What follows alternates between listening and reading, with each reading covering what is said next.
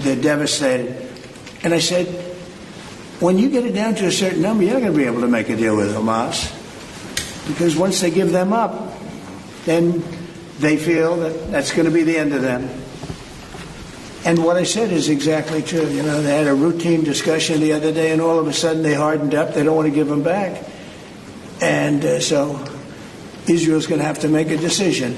Speaking at the start of a meeting with European Commissioner President Ursula von der Leyen in Scotland, Trump said he didn't know what would happen next. What's going to happen? I don't know. I can tell you that Hamas, as I said, would happen at the end. You know, we've gotten back a lot of hostages, a tremendous number of hostages, most of them. Now we have dead hostages, and the mothers want them back. And we have 20 people approximately, but that are living. But we have a lot of bodies, and the parents want those bodies as much as they would want their child if that child were alive. I met with parents that it was so sad. Sir, please get my son back.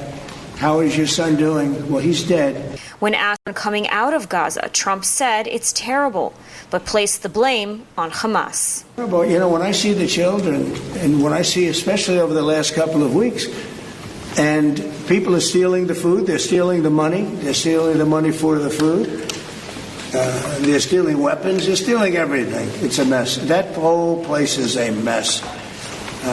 The Gaza Strip, you know, was given many years ago so that they could have peace. That didn't work out too well.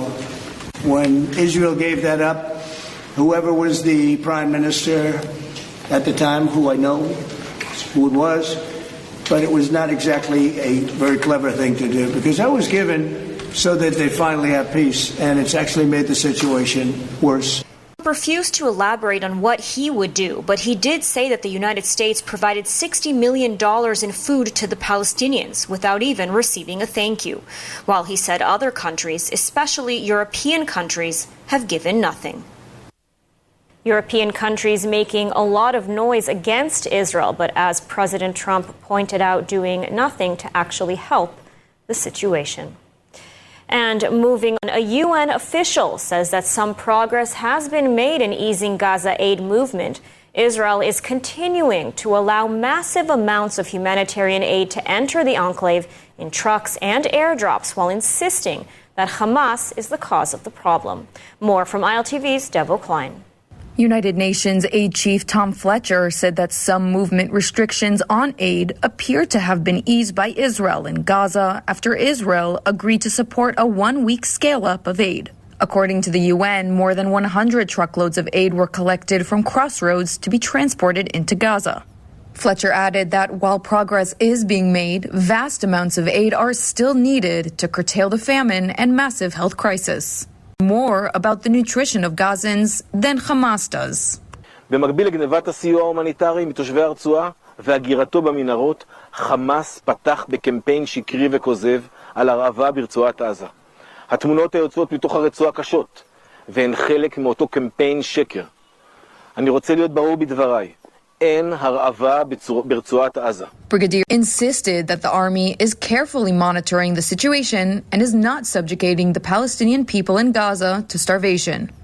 אז גם כלים רבים המתפ"ש מנטר באופן יומיומי מספר פעמים ביום על ידי מומחים את המצב ברצועת עזה. דרך אגב, לא רק מזון, רפואה, סניטציה ועוד ועוד ועוד. עוקבים אחרי זה בצורה אדוקה. כשמגיעים לקווים, כשהם מתחילים להיות בעייתיים, צה"ל פועל להכנסת סיוע הומניטרי. כך היה בהקמת מרכזי חלוקת המזון. כך קרה גם בסוף שבוע האחרון. Meanwhile, in addition to the flow of aid by trucks, Israel and Jordan and the UAE have been carrying out coordinated airdrops of aid into Gaza. The drops over the past 24 hours included 25 tons of food and humanitarian supplies. An influential Republican, Senator Lindsey Graham, says President Trump has concluded that the war in Gaza cannot be ended by negotiating with Hamas. According to Senator Graham, Israel will remove Hamas from power the same way the Allies removed the Nazis from power in Germany and forced the surrender of Japan. Graham compared Israel's efforts to end the war in Gaza to the Allied decapitation of the governments of Berlin and Tokyo at the end of World War II. Let's take a listen to his comments. I think President Trump has come to believe, and I certainly have come to believe, there's no way you're going to negotiate an end to this war with Hamas. Hamas is a terrorist organization who is chartered to destroy the state of Israel. They're religious Nazis. They hold Israeli hostages. I think Israel's come to conclude that they can't achieve a goal of ending the war with Hamas that would be satisfactory to the safety of Israel. And if they're going to do in Gaza what we did in Tokyo and Berlin, take the place by force, then start over again, presenting a better future for the Palestinians, hopefully having the Arabs take over the West Bank and Gaza. But I think going forward, Christian, you're going to see a change in tactics, a full military effort by Israel to take Gaza down like we did in Tokyo and Berlin. And joining us now with more on the latest developments in Gaza and the claims of famine and a humanitarian crisis is veteran Israeli journalist Ariel Kahana. Ariel, thank you so much for joining us today. Thank you, Lidar. It's good to be with you again.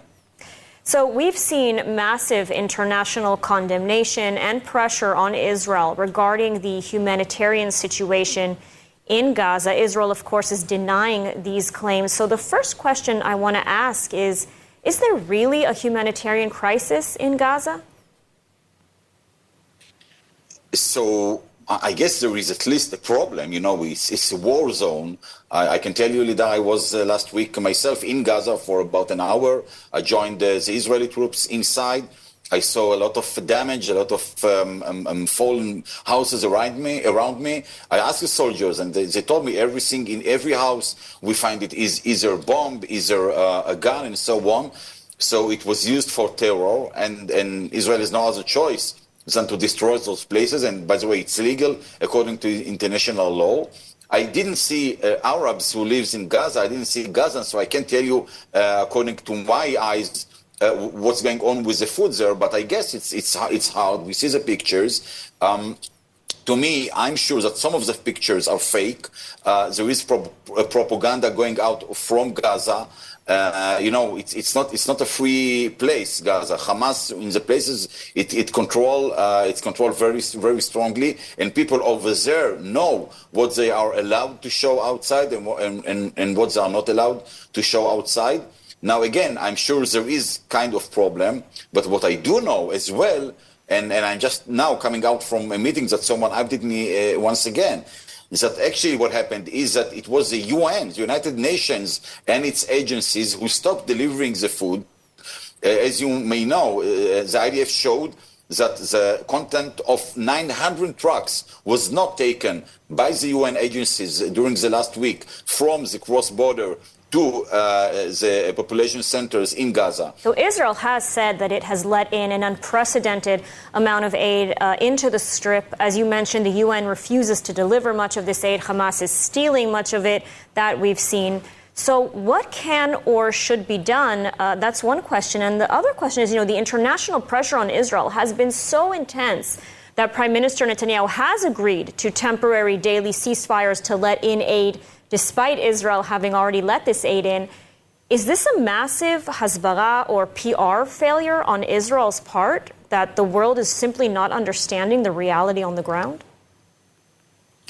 Well, unfortunately, it is, Lidar, because Israel, I would say, poorly explained what's really going on the ground in Gaza.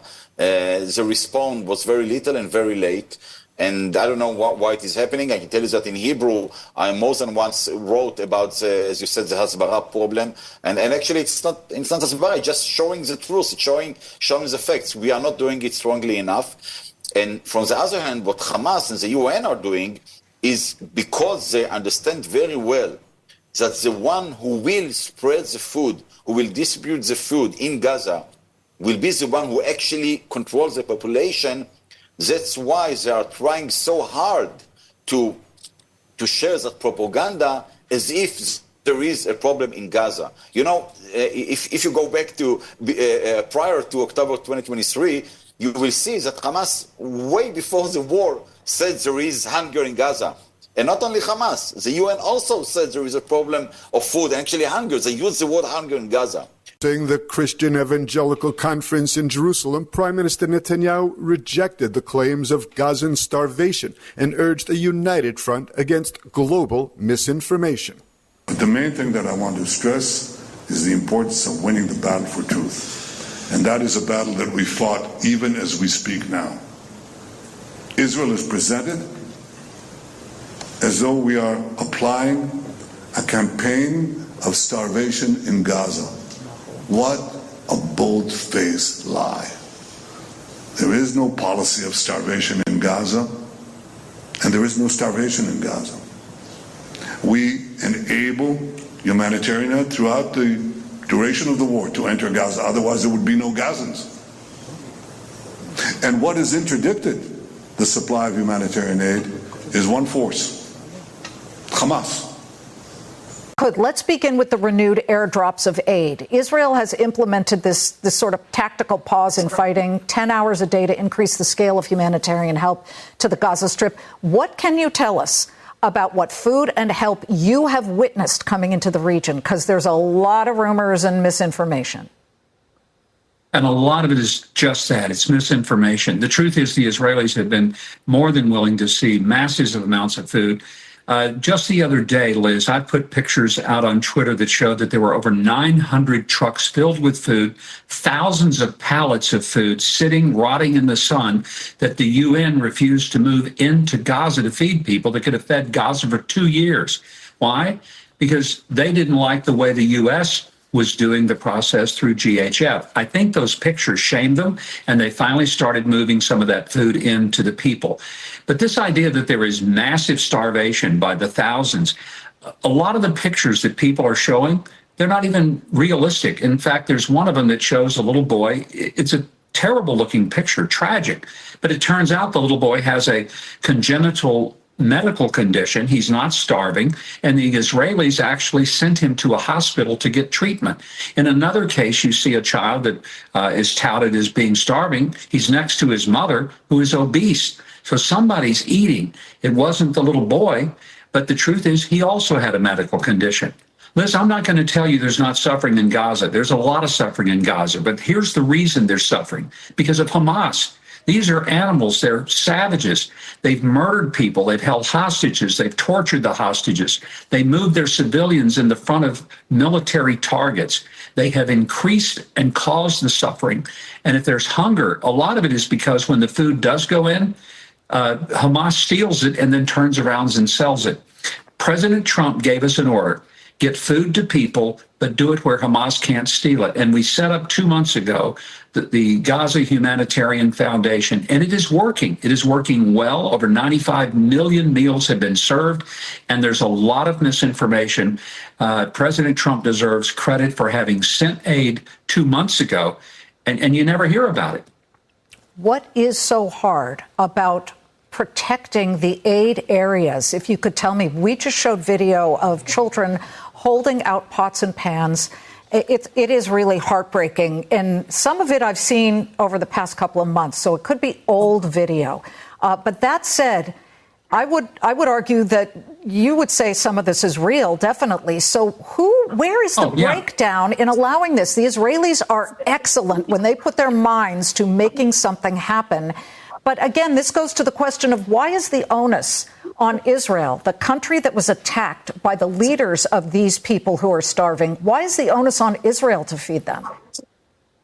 There is an irrational hatred toward Israel that I can't even begin to understand, or certainly I can't explain it.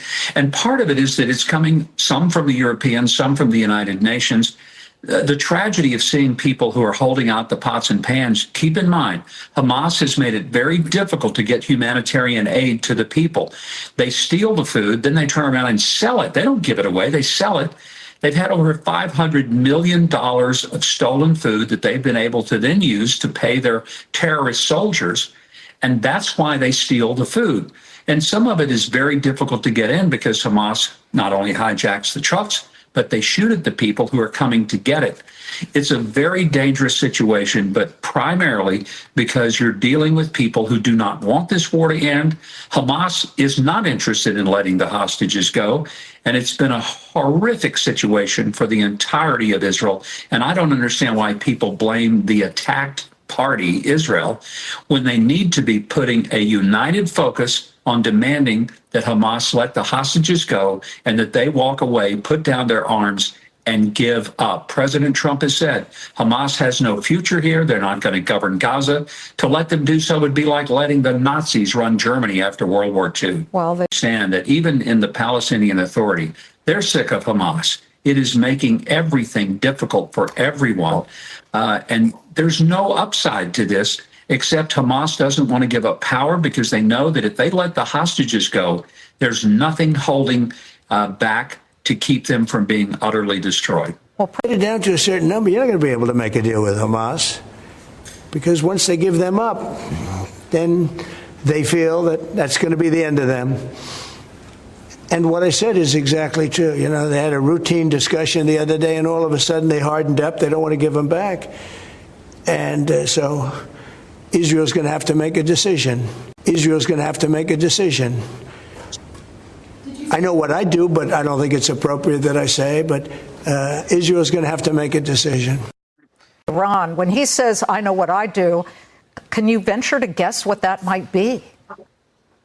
No one would love to see a peaceful conclusion to this more than President Trump. Look how patient he was with Iran. And he kept telling him, look, we'd love to negotiate this. We'd love to just have you stop your aspirations for a nuclear weapon because you're not going to get one.